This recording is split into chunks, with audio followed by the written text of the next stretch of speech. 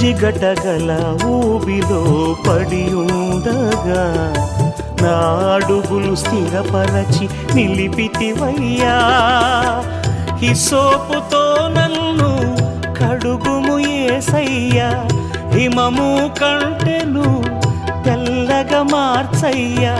నీకేమి చెల్లితూ నా మంచి మెస్సియా, నా జీవితమంతా అర్పితు నీకయ్యా.